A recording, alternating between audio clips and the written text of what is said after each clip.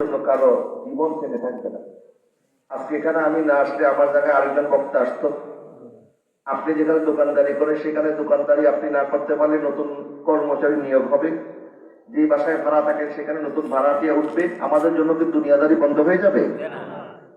এই জন্য বাবা আমার নবী সব বলছেন, এক নাম্বার জবান ইবাদত করো। কারণ এই 95% গুনাহ আমরা জবানের মাধ্যমে করি।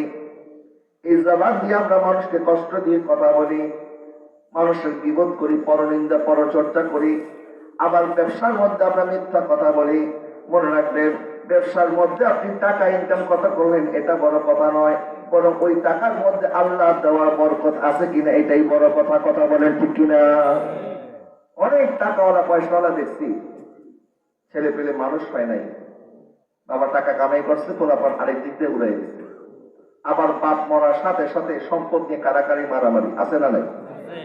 কিন্তু অনেক মানুষ এরকম আছে, আল্লাহওয়ালা, আল্লাহর ভয় যাদের অন্তরে আছে, সন্তানদেরকে শিখিয়েছে বাবা এই দুনিয়া ফানা হয়ে যাবে, আমিও চলে যাব, তোমরাও চলে যাবা, টাকা পয়সা গুলি কিছু না, আমি মারা যাবার পর তোমরা ভাই বোনরা একসাথে থাকবা, এক টেবিলে বসবা, একসাথে কথা বলবা, সম্পদ নিয়ে মারামারি করবা না, কাটাকাটি করবা না।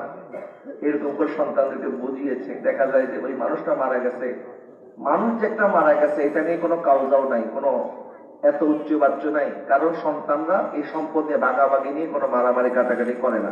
এরকম আছে না নাই? এখন আপনি সম্পদ কামাই করলেন আর সন্তানরা এই সম্পদ নিয়ে মারামারি কাটাকাটি করলো, তো কি লাভ হইলো বলেন?